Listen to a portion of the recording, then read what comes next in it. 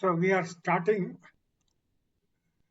chapter 12, and this is called Bhakti Yoga. The previous two chapters are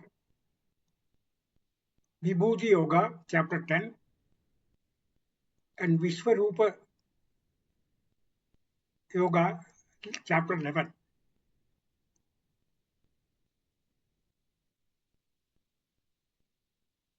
What is Bhakti?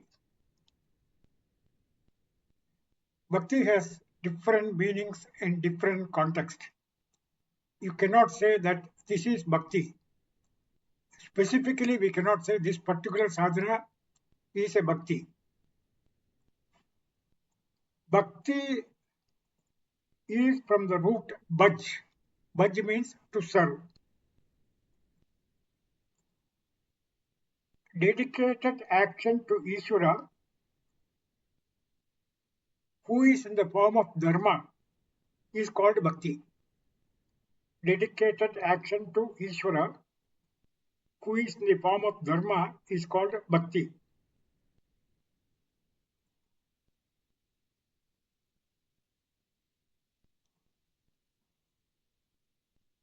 Bhakti is, the term is anirvachaniyam, indescribable. See, for example, when I say Jnana Yoga consists of Sravanam, Mananam, Nididhyasanam. So when we listen to scriptures, that is called Shravanam. When the doubts are cleared, that is called Mananam. When we have removal of Viparita Bhavanas, that is called Nididhyasanam. All the three together is called Jnana Yoga. So we cannot pinpoint Jnana Yoga as a specific sadhana. The three sadhanas together is Jnana Yoga. We also use a word, austerities, tapam. What is tapas? If I have restriction on my food, that is fasting. That is a tapas.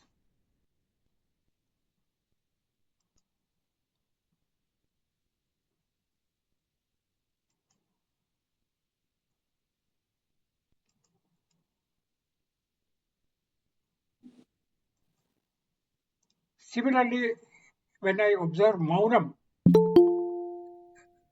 that is also called tapas.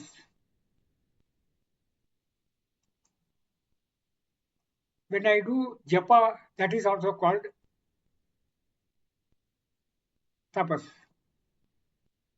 So austerity means all these are called austerities. These are called samanya dharma. Samanya austerities means samanya dharma. That means I voluntarily take a pain. See, when I have enough of food, then I decide to say that I want to do fasting on Ekadashi day. So that means you are seeking pain in spite of having so much of food available to you, because you want to create that mental strength, Shakti.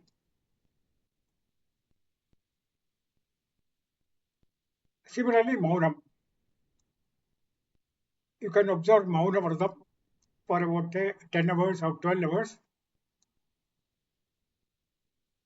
They are all called austerities. But specific austerities and samanya general austerities. Austerity, we can call it as general, that is voluntarily seeking pain. Similarly, in the case of bhakti, bhakti is not a specific sadhana. A group of sadhanas are called bhakti yoga. Say, for example, in this chapter 12, we have a description of levels of bhakti. He has described the bhakti into 5 levels. All the 5 levels put together is called bhakti yoga.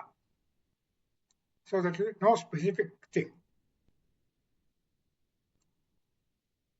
When we read the slokas from 1 to 12, these 5 levels of bhaktis are described. And from sloka number 13 to 20, that is the last sloka, he is giving the benefits of this bhakti yoga. Because Bhagavan says, mat karmakrit, mat paramaha, mat bhaktaha, sankavarjitaha, nirvairaha, sarvabhuteshu, yaha sa mameti pandava. So the parabhakta, the real bhakta, when he attains this 5-step ladder, he crosses the 5-step ladder, he and Bhagavan, they are one and the same. Yaha sa mameti pandava. He is myself. So that is the benefit of the ultimate bhakti. But then we have to start somewhere. So we start with the lowest level of bhakti. The other general terms for bhakti is, so bhakti has been decided, as I told you, Samanya Bhakti and Visheshana Bhakti. See, for example, in the case of Samanya Bhakti,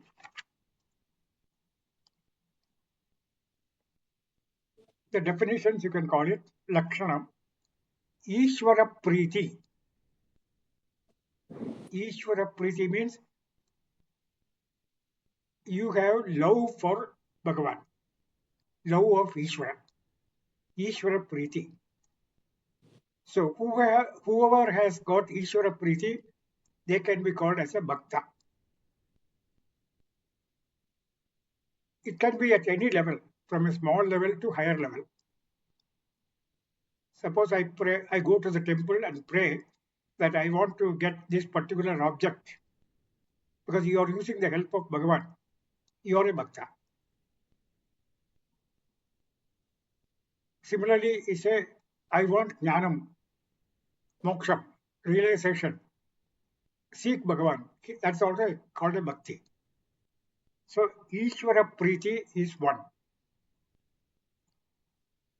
Second is Astikya Buddhihi. Astikya Buddhihi means God is there, because we are not Nastikas. We are all Astikas. We are not talking about Nastika here. So God is there.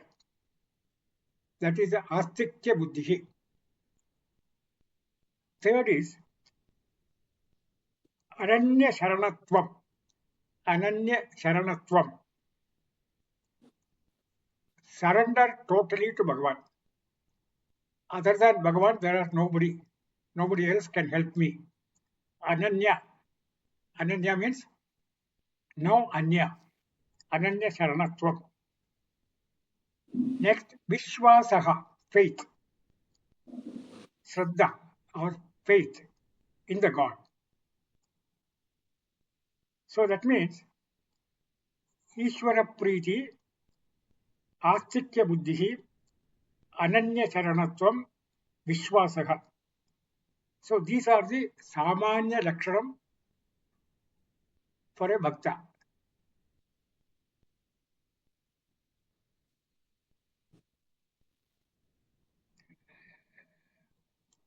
We displayed Bhakti at different levels at different times. I give an example of a cat. When the cat has given the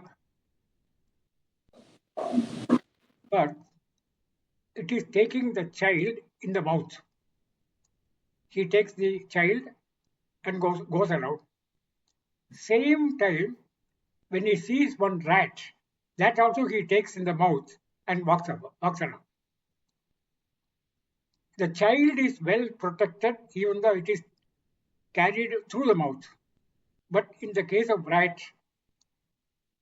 because that is a food for him, so he will have a different type of attitude.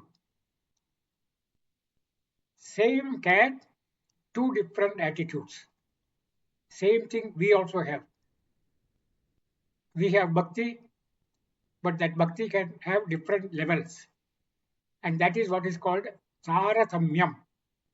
Taratamyam means comparison.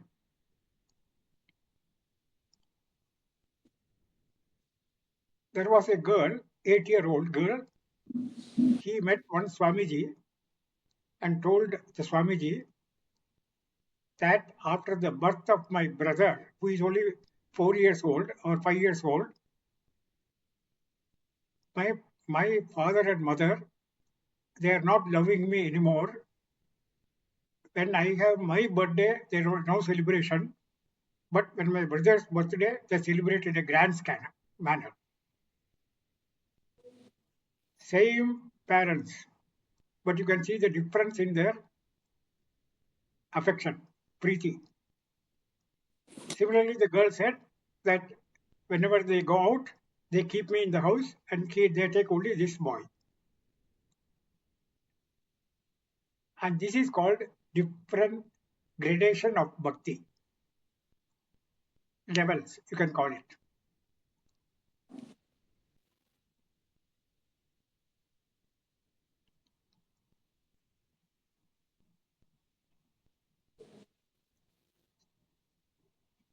Bhakti is very difficult to understand because it is an attitude similar to love. If you take love,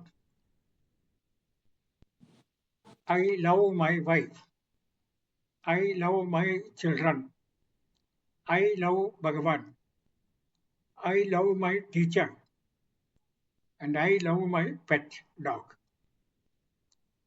Is the love same in all the cases? No. That is Tarasamyam, gradation.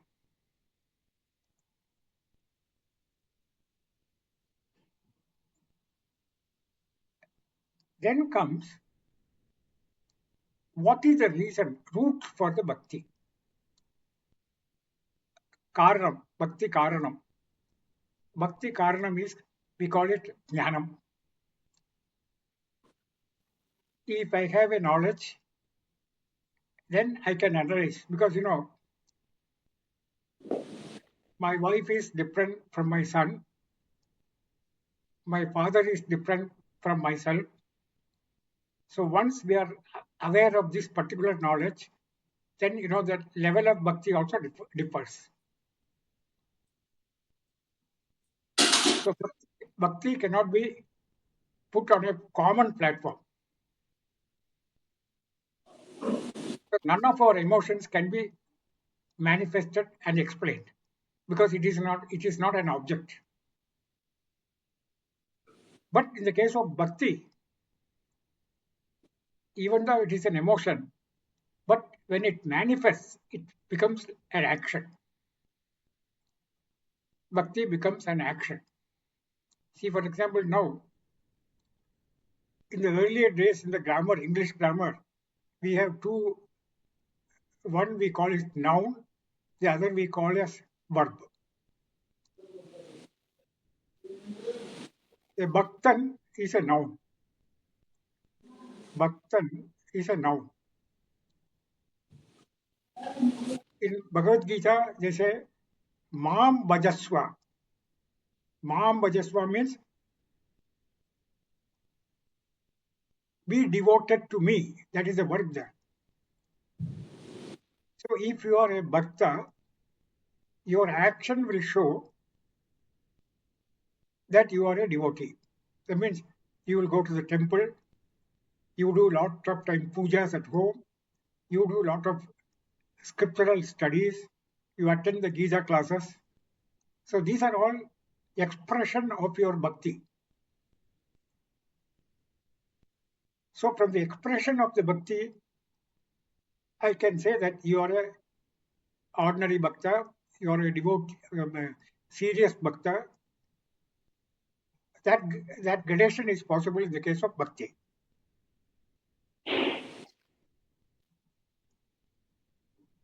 That means the term bhakti or bhaktan, they are all actually very, very confusing. Nobody, nobody can say, oh, everybody will say, yeah, I am a bhakta, I am a devotee. But what is your devotion? So that is the lakshanam, bhakti lakshanam. As I told you, Ishvara Priti, Astikya Buddhi, Ananya Sharanam, Sharanatvam, Vishwasaha. And then in the case of Vishesha Bhakti, chapter 12 says, I go to the temple, I tell Bhagavan, I don't want moksha, I don't want any liberation, mukti, but I want this and this article, object. For that, I need your help.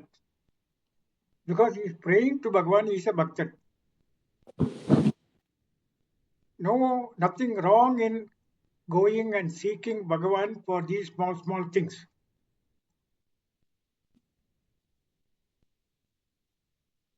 He is a bhakta because he is taking the help of Bhagavan.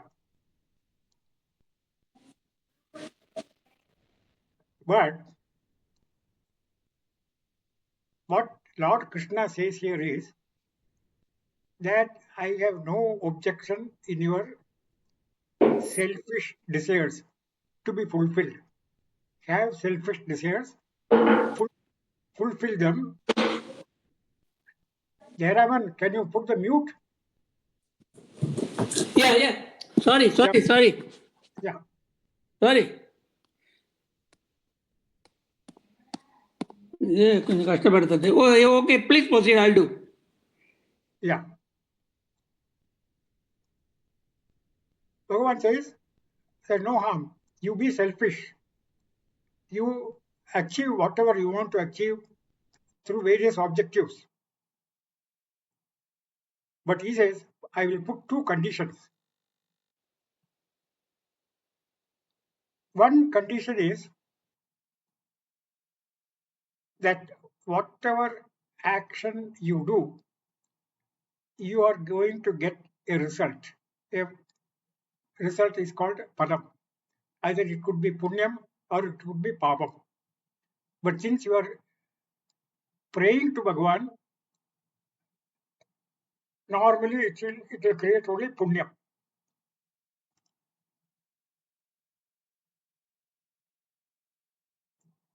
That what Krishna says, Lord Krishna says is, you say it is a gift from me. Whatever you get, you say gift from me. Suppose you construct a house.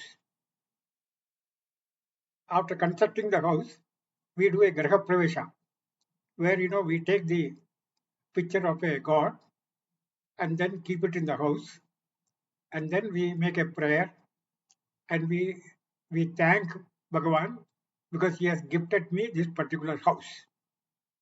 So that is a gift. That is arpana buddhi. It doesn't require anything, only a change in your mental attitude. It is your own house. You have earned the money. You have purchased it, or you have constructed the house, and you are going to live there. But only thing is, instead of house, you call it as temple. The second thing is, whatever way money you have earned should be in a dharmic way, not through corrupt method. So two conditions. One, Ishvara Arpana Buddhi. Second is following dharma. So you are a devotee, you are a bhakti, and this is what is called the first level of Karma Yoga. That means the first level of Karma Yoga, you are doing action, you are going to Bhagavan, asking Bhagavan to fulfill your desires, selfish desires. And then I have these two attitudes. One, Arpana Buddhi, and then Prasada Buddhi. The gift is called Prasadam. Arpana Buddhi and Prasada Buddhi. So Bhagavan says, I am accommodating all the bhaktas, general bhaktas in the world. So that is level 1. This what is Krishna is going to talk about this in this chapter, level 1. Over a period of time,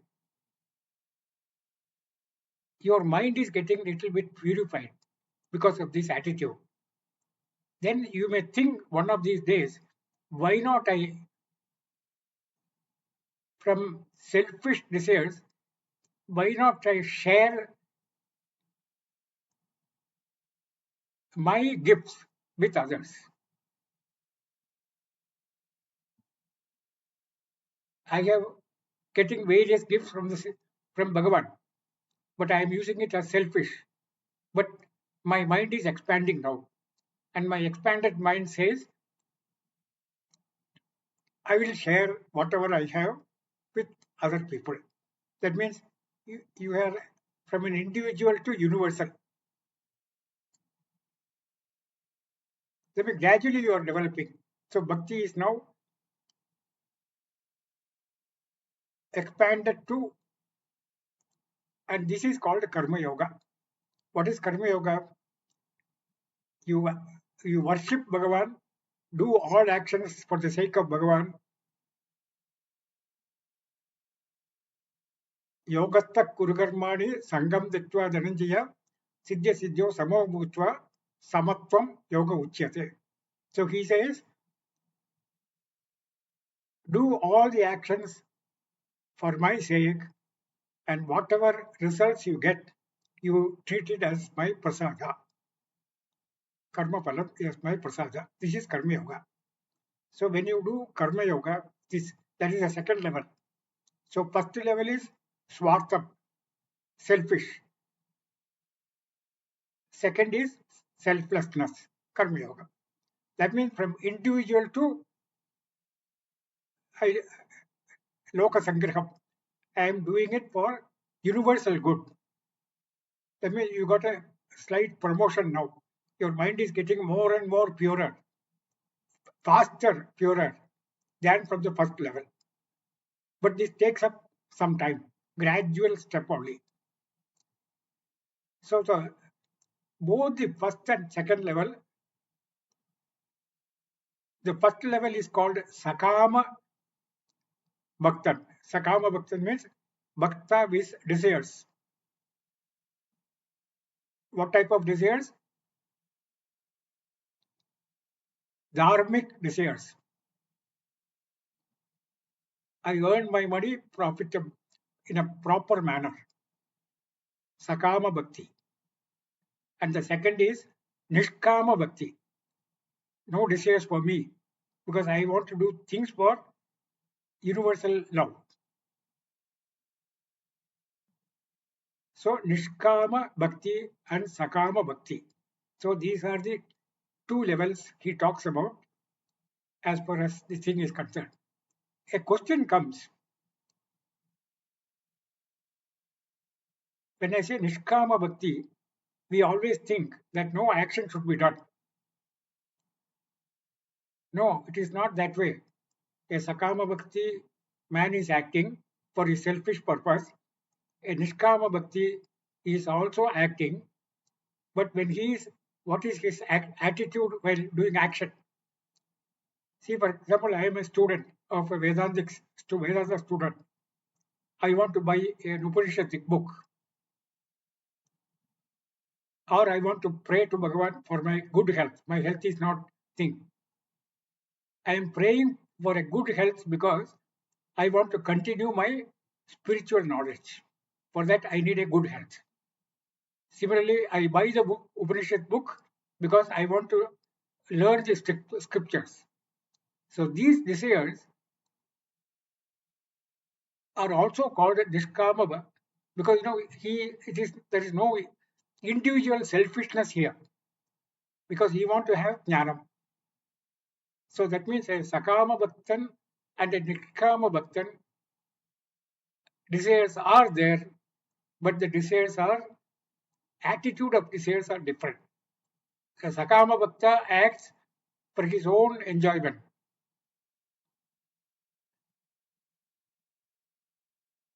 Dharma, Artha, Kama, Moksha.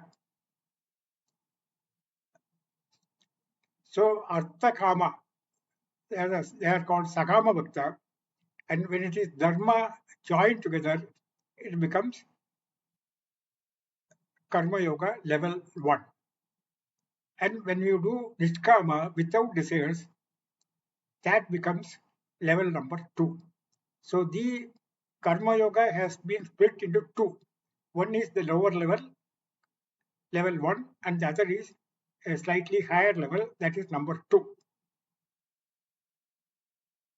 Then Bhagavan, Lord Krishna says, because originally Lord has Krishna divided this into three. One is Karma Yoga, then he said Upasana Yoga, and then he said Jnana Yoga.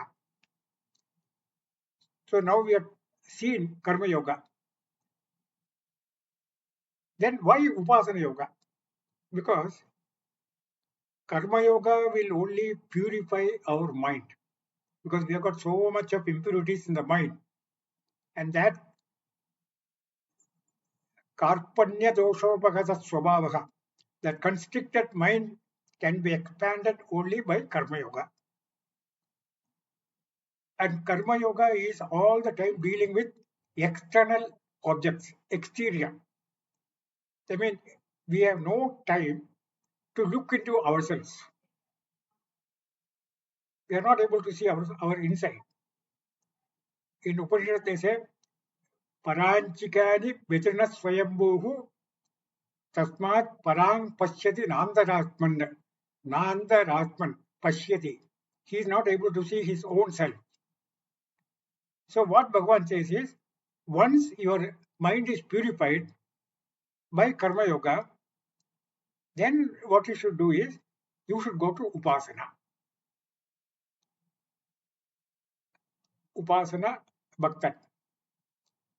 Again, the Upasana has also been divided into two. Each of us have got an Ishta Devata, individual God. Somebody has Rama, somebody has Krishna, somebody has Balaji Tirupati. So that means we have individual preferences and we worship.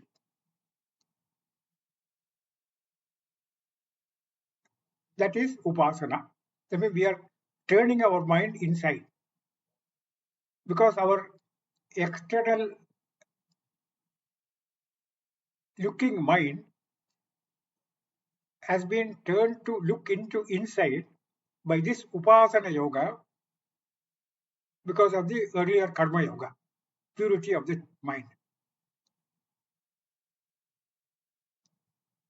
When we do Upasana Yoga, say for example, if I am a Krishna Bhakta, because we are talking about Bhagavad Gita, Arjuna and Krishna,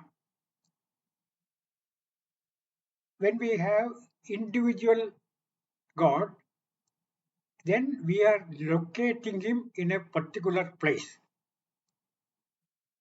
So if you talk about our temple here, we have Ganapati, or we have got Hanuman, or we have got Krishna, or we have got Subramanya. So when we go to the temple, we are locating that particular God in a particular place. That means he is limited by this thing. But the definition for Bhagavan is he is all pervading, Sarvavyapi. So you should now expand from Ekarupa to Anekarupa. That is called Vishwarupa. That we have seen in chapter 11, Vishwarupa Darshanam. That means our mind has fully expanded. That whatever I see, they are all Bhagavan. Because Bhagavan is the material cause. Bhagavan is the material cause means what? Bhagavan himself became the objects. He is a nimitta karanam, intelligent cause, and he is also a material cause. So that means whatever we see outside, They are all manifestation of Bhagavan.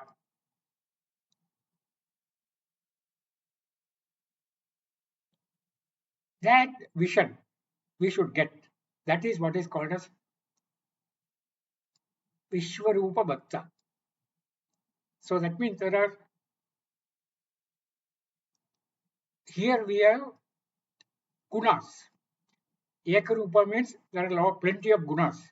Vishwarupa also has got gunas. In the 10th chapter, we have seen Vibhuti Yoga, the glories of Bhagavan. We have seen number of glories. All the glories are belonging to Bhagavan. And they are called Saguna Bhakta. So in Saguna Bhakta, there are two levels, Ekarupa Bhakta and Aneka Rupa Bhakta. So Saguna Bhakta number 3, third level.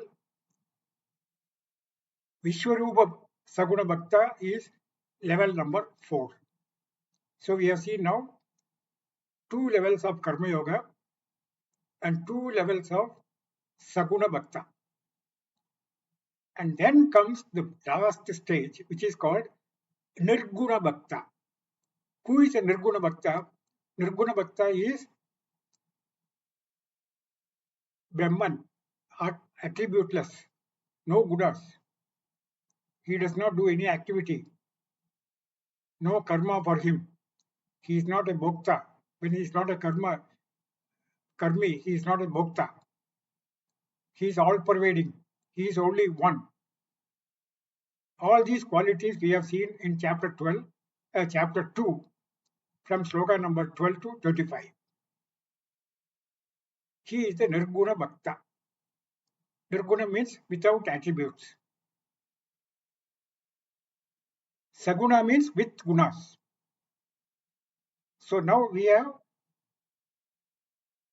divided the bhakti into 5 levels. Level 1, level 2, Karma Yoga, level 3, level 4, Saguna Bhakta, and level 5, Nirguna Bhakta. Most of us can imagine at what level we are. So we should get promotion from level 1 to level 2. Like, a student from KG class to first standard, from first standard to second standard. Slowly he climbs up. In the case of Bhakti ladder also, we have to climb from one level to another level to another level. Ultimately, what is the final level? You should become a Jnani. And Jnani and Bhakta, they are one and the same. From external angle, do not come to a conclusion. See, for example, if you take Kannappa Nayanar, you might have heard the story of Kannappa Nayanar. He used to go to the temple, Shiva temple, and then he will bite one meat in the mouth. And if that meat is very tasty, sweet, that he will offer to Bhagavan. From outside, you will say it is an apacharam. Whatever has gone into your mouth, you are not supposed to use it for worship. But here, he is sacrificing his taste. Will we do that? So he has sacrificed the taste, Kannappa Nayanar. So you can imagine what is the level of his bhakti. For an outsider, looking from outside, we say it is an apacharam. It is not apacharam. It is the deepest devotion in his mind. Madbhakta Sangavarjidaha. Madbhaktaha, who Bhagavan says, my bhakta is Sankavarjidaha. He has no attachment. That he is told in the 55th sloka of chapter 11. Madbhaktaha Sankavarjidaha. Nirvairaha Sarvabhuteshu. He has no enmity in any of these things. Yaha Sha Mameti Pandava. He is myself. So the greatest devotee is the one, there is no difference between him and Bhagavan.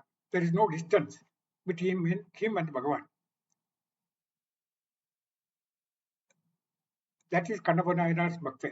So therefore, from external looking outside and all that, you cannot judge a man whether he is a bhakta or he is a serious bhakta or a lower bhakta or a middle level bhakta. It cannot be judged at all because we are nobody to judge. We can judge ourselves because I know my mind, I know my attitude, and based on my mind and attitude, I can judge.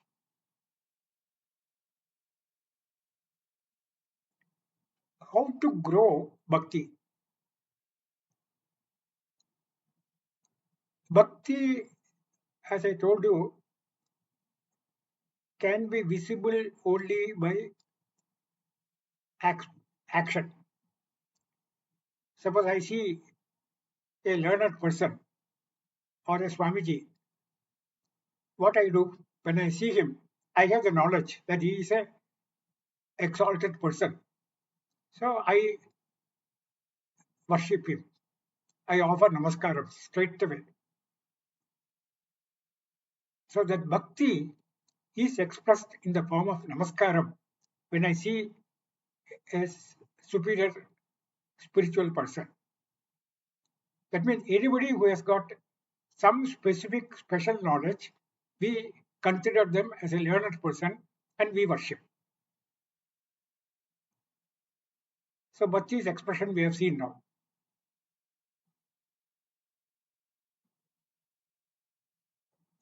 Again, I can use the Bhakti can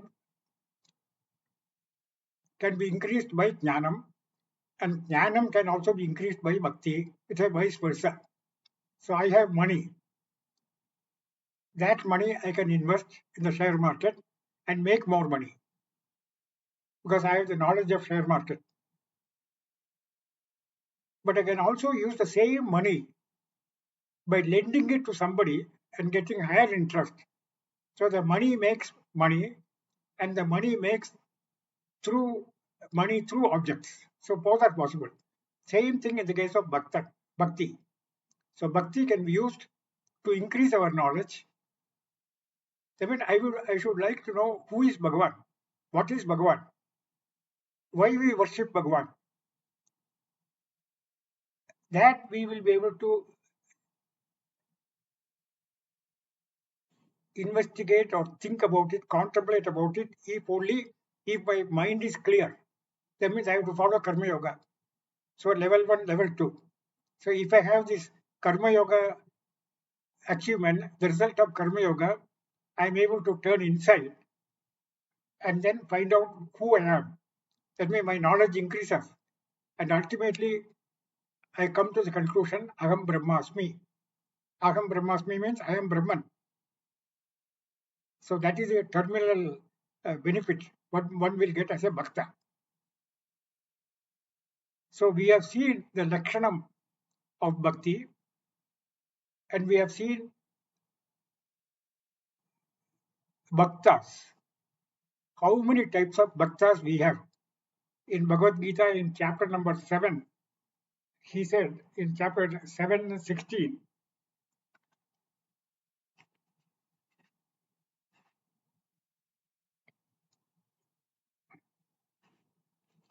he says in sloka number 16, Chadurvida bhajante mam janaha sukritinojjuna artho jignasu artharthi jnani cha bhardarshava. So he has divided bhaktas into 4 categories. Bhaktans, 4 bhaktans. One is arthaha. Arthaha means he want to enjoy. He want to get materials. Arthaha, which Bhagavan says, no problem. Only thing is follow the 2 conditions which I have told you.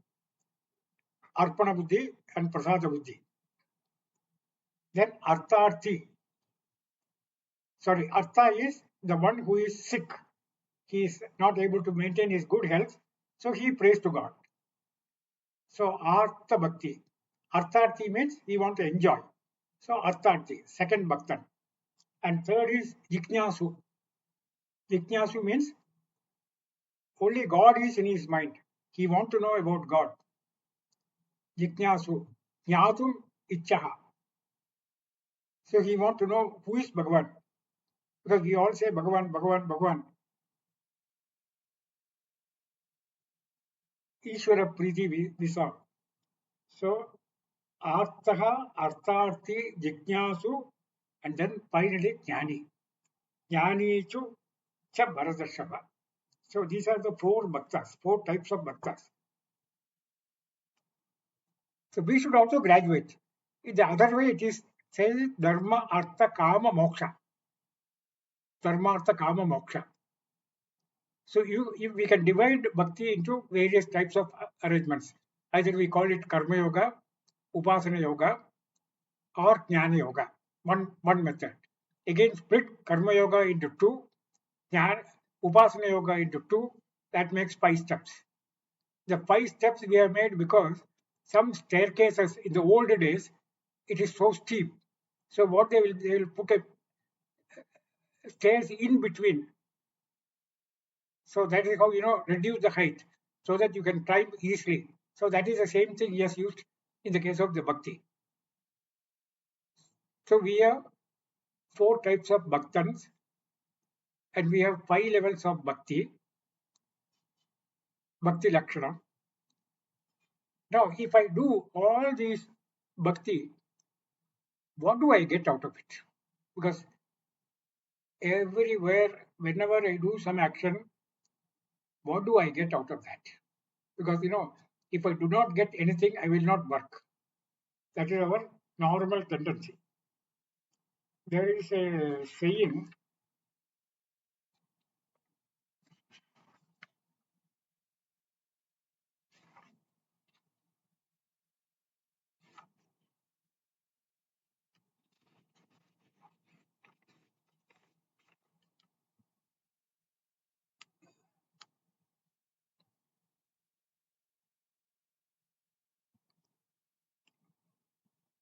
even a lazy fellow will not do work if there is no return coming from that. There is a Sanskrit sloka for that. I'm not able to get it. Prayojanam vina mantobi na pravartate. Prayojanam vina mantobi na pravartate. Without any benefit, nobody will work. So that means if I have to worship Bhagavan, if I have to become a bhakta, why I should do that? Why I should do bhakti? The major first benefit is, as I told you, there are 5 levels of bhakti. So you will be able to, if you go to follow bhakti prayers, you will be able to cross over from first level to second level to third level and finally to the final level of jnani. So that is one visible benefit. Second is we have a body, we have a mind, and we have an intellect.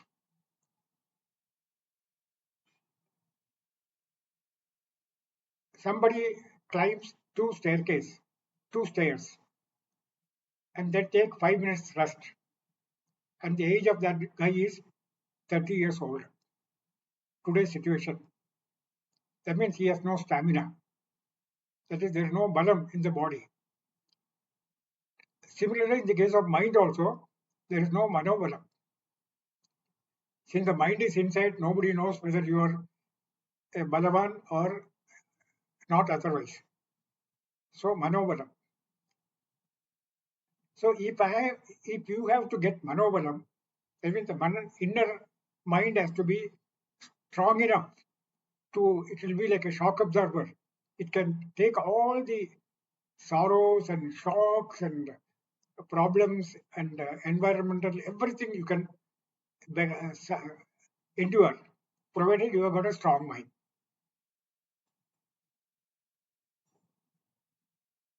In the case of Kenopanishad, there is a sloka. He says, pradibodha vichitam matam amrtatvam hi vintate. If I have a strong mind, I can win amritam. Atmana vintate viryam, vidyaya vintate mritam. So that means if I have to get manobalam, I should have jnanam. If I have jnanam, I can get it by prayer. See, they're all linked, interlinked. So the major benefit of prayer is that I get a strong mind which will not get destabilized even with any sorrows. दुःखेषु अनिद्विग्गमनाः सुखेषु विगतस्पृहः वीतरागभयक्रोधः स्थितधीर्मुनिरुच्यते. He is a stable person. That is second chapter, Sthitaprajna Lakshana. So if you have a strong mind, you will be able to face any situation. You will not get easily buckled. But today, what is our situation? Our mind is emotional mind, gets so much influenced by the outside world. Even a small thing upsets you. I've seen people, even if they get some unfavorable news, they started crying. That is the emotional weakness. Intellectually, I am very clear that I am not this body, I am not this mind, I am not this intellect. But that has not percolated in the mind. So my emotional mind is still very weak. So if emotional mind is not strong enough, naturally I buckle. So this prayer is one such situation, one such useful tool for us to get manobalam. Suppose now, take a child who lost his mother in the early stage. So he does not get mother's affection. Matriman Veda, Upanishad says. That means he has not got the dues of the love of the affection of the mother. That scar will be there right from his young age till number of years. No, nobody can prevent it. Nothing is possible to this thing. So naturally, when he goes to the father is trying to make up for the in the place of the mother, or if you go to a gurukula, the guru looks after the child as if it is his children. So all these things, the lack of that love is a scar in the mind, which can be erased only by bhakti. So if you got a very good sincere devotion, these can be overcome. So that is another benefit of this bhakti prayer.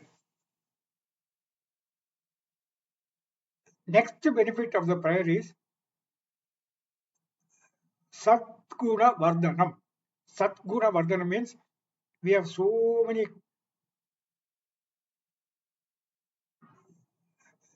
qualities which we do not have right now.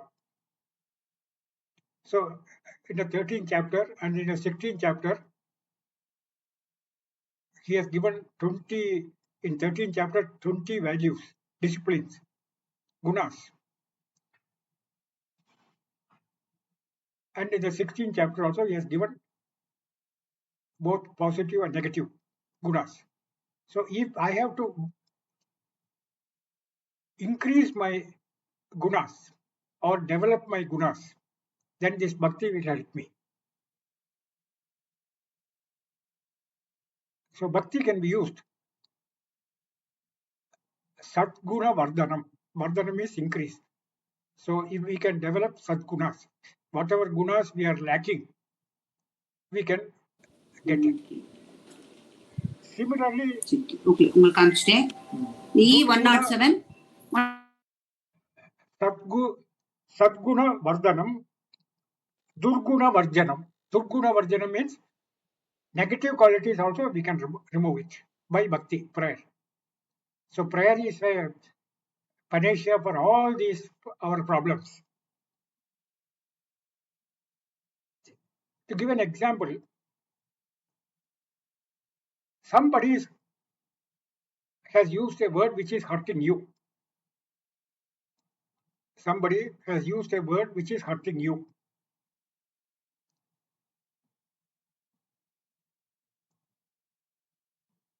What we do normally, we blame that fellow, or we blame so many outside forces for my sufferings.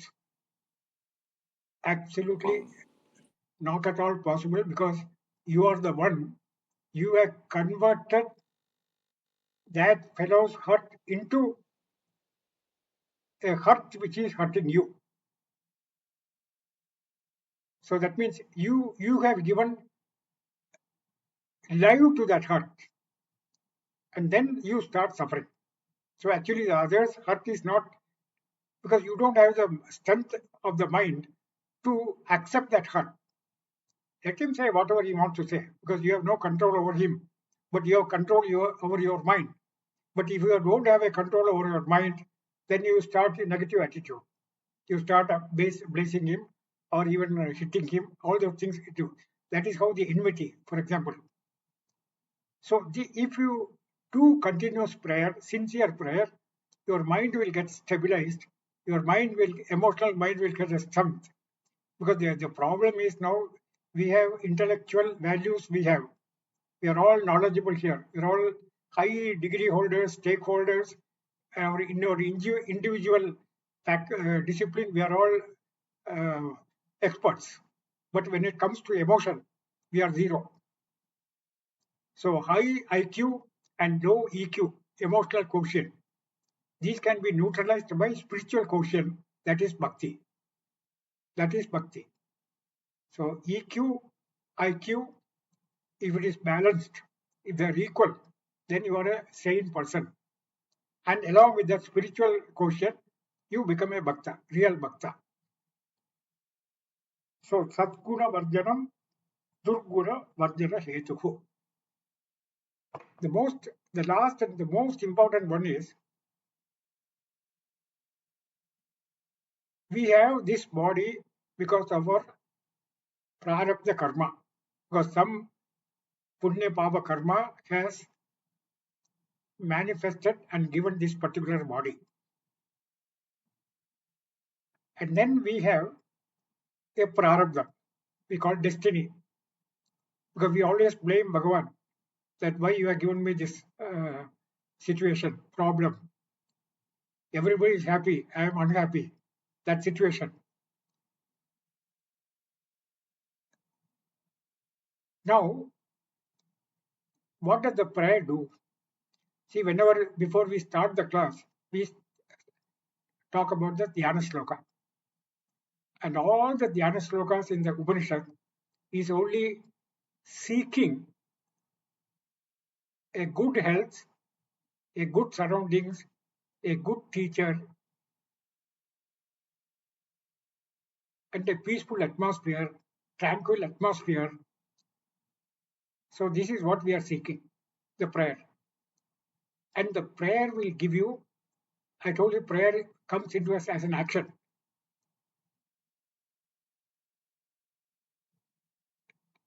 Bhakti manifests in action, and action creates punyam and pavam. And because bhakti is devoted to God, so you get only punyam, and that punyam will eliminate or minimize or reduce your durlabha prarabdham. Durlabha prarabdham means prarabdham which is not very active.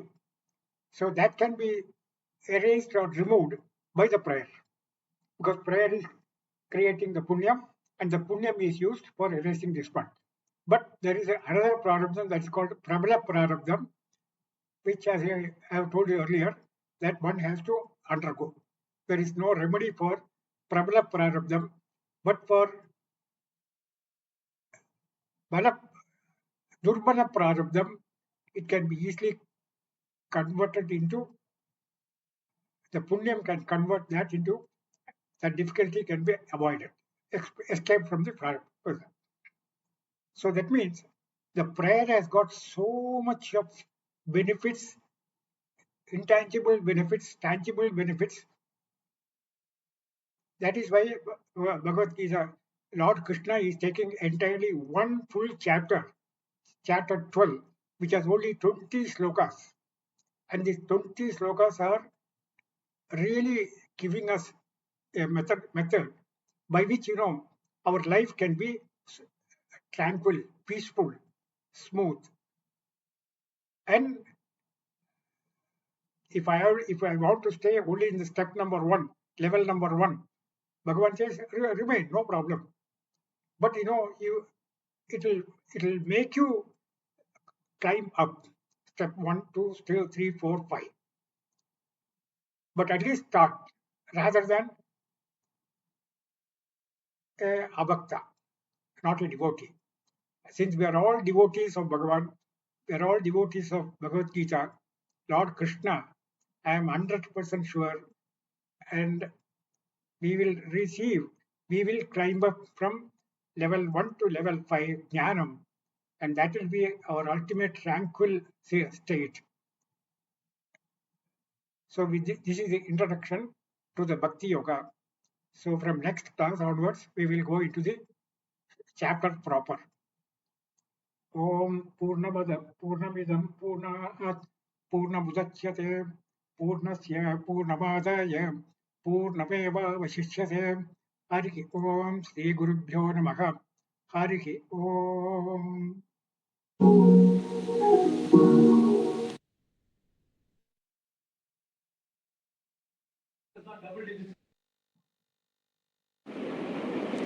Thank you, Mama.